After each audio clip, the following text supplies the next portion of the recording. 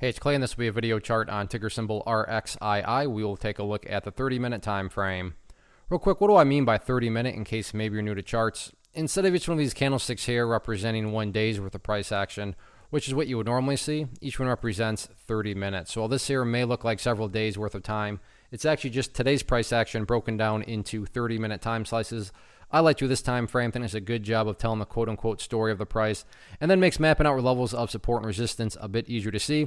I'll be honest, after today's price movement, this chart is pretty sketchy. Is it bullish? Is it bearish? Well, it depends, and it depends on perspective.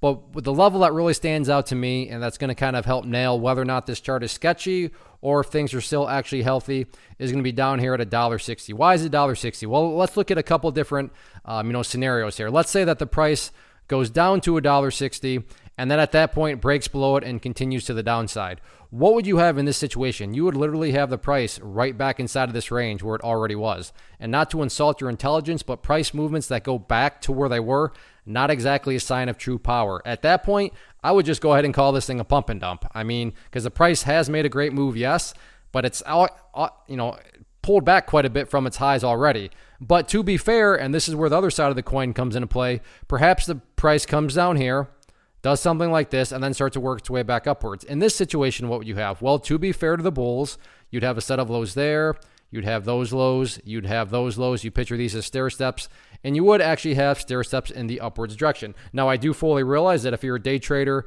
and you bought up there or you bought right there, then yeah, you don't care about these stair steps. So I'm definitely making this comment for more so a grand scheme of things perspective. But that's why to me $1.60 is very, very important, because is the price getting ready to go back to where it was, aka a pump and dump, or is the price going to start to build higher bases for the long run? And that's, assuming again you care about the big picture, that would still be bullish. So a lot of it depends on perspective, but I think whether you're a shorter term trader or a longer term trader, that $1.60 is a pretty important level for the reasons discussed. So yeah, let's see how the price maintains and acts around $1.60 for the remainder of the week. One of the biggest questions that I get is, hey Clay, how do you find the stocks that you trade? So what I've done is put together a free resource guide where I talk about the tools that I use to locate stocks that I find interesting and think may have potential. So if that sounds like something that could add value to you as a trader, then click on the image that is up on the screen right now and I will email you the guide. The guide itself is very short and to the point, and best part, it's completely free. Thanks for watching the video. Let me know if you have any questions.